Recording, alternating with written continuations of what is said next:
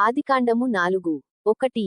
ఆదాము తన భార్యయైన హవ్వను కూడినప్పుడు ఆమె గర్భవతియై కయీనును కని, యెహోవా దయవలన నేనొక మనుష్యుని సంపాదించుకున్నాననెను. 2. తరువాత ఆమె అతని తమ్ముడగు హేబెలును కనెను. హేబెలు గొర్రెల కాపరి, కయీను భూమిని సేద్యపరచువాడు. 3.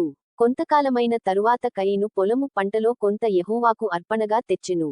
4. హేబెలు కూడా తన మందలో తొలుచూలున పుట్టిన వాటిలో క్రొవ్విన వాటిని కొన్ని తెచ్చెను. యెహోవా హేబెలును అతని యర్పణను లక్ష్యపెట్టెను. 5. కయీనును అతని యర్పణను ఆయన లక్ష్యపెట్టలేదు. కాబట్టి కయీనుకు మిక్కిలి కోపము వచ్చి అతడు తన ముఖము చిన్నబుచ్చుకొనగా. 6. యెహోవా కయీనుతో, నీకు కోపమేలా? ముఖము చిన్నబుచ్చుకొనియున్నావేమి? 7. నీవు సత్క్రియ చేసిన ఎడల తలనెత్తుకొనవా? సత్క్రియ చేయని ఎడల వాకిట పాపము పొంచియుండును. నీ ఎడల దానికి వాంఛ కలుగును, నీవు దానిని ఏలుదువనెను. 8. కయీను తన తమ్ముడైన హేబెలుతో మాటలాడెను. వారు పొలములో ఉన్నప్పుడు కయీను తన తమ్ముడైన హేబెలు మీద పడి అతనిని చంపెను. 9. యెహోవా, నీ తమ్ముడైన హేబెలు ఎక్కడున్నాడని కయీను నడుగగా అతడు, నేనెరుగను, నా తమ్మునికి నేను కావలివాడనా అనెను. 10. అప్పుడాయన, నీవు చేసిన పని ఏమిటి? నీ తమ్ముని రక్తము యొక్క స్వరము నేలలో నుండి నాకు మొరపెట్టుచున్నది. 11. కావున నీ తమ్ముని రక్తమును నీ చేతిలో నుండి పుచ్చుకొనుటకు నోరు తెరచిన ఈ నేలమీద ఉండకుండా, నీవు శపింపబడినవాడవు. 12. నీవు నేలను సేద్యపరుచునప్పుడు అది తన సారమును ఇక మీదట నీకియదు. నీవు భూమిమీద దిగులు పడుచు దేశదిమ్మరివై యుందువనెను. 13. అందుకు కయీను, నా దోషశిక్ష నేను భరింపలేనంత గొప్పది. 14. నేడు ఈ ప్రదేశము నుండి నన్ను వెళ్ళగొట్టితివి, నీ సన్నిధికి రాకుండా వెలివేయబడి దిగులుపడుచు భూమి మీద దేశదిమ్మరినై యుందును. కావున నన్ను కనుగొనువాడెవడో వాడు నన్ను చంపునని యెహోవాతో అనెను. 15. అందుకు యెహోవా అతనితో, కాబట్టి ఎవడైనను కయీనును చంపిన ఎడల వానికి ప్రతిదండన ఏడంతలు కలుగుననెను. మరియు ఎవడైనను కయీనును కనుగొని అతనిని చంపక యుండునట్లు యెహోవా అతనికి ఒక గురుతు వేసెను. 16.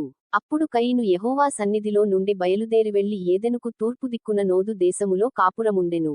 17. కయీను తన భార్యను కూడినప్పుడు ఆమె గర్భవతియై హనోకును కనెను. అప్పుడతడు ఒక ఊరు కట్టించి ఆ ఊరికి తన కుమారుని పేరును బట్టి హనోకను పేరు పెట్టెను. 18. హనోకుకు ఈరాదు పుట్టెను. ఈరాదు మహూయాయేలును కనెను. మహూయాయేలు మతూషాయేలును కనెను. మతూషాయేలు లెమెకును కనెను. 19. లెమెకు 2 స్త్రీలను పెండ్లి చేసుకొనెను. వారిలో ఒక దాని పేరు ఆదా, రెండవ దాని పేరు సిల్లా. 20. ఆదా యాబాలును కనెను. అతడు పశువులు గలవాడై గుడారములలో నివసించువారికి మూలపురుషుడు. 21. అతని సహోదరుని పేరు యూబాలు. ఇతడు సితారాను సానికను వాడుక చేయువారికందరికిని మూలపురుషుడు. 22. మరియు సిల్లా తూబల్కయీనును కనెను. అతడు పదునుగల రాగి పని ముట్లన్నిటిని ఇనుప పనిముట్లన్నిటిని చేయువాడు. తూబల్కయీను సహోదరి పేరు నయమా. 23.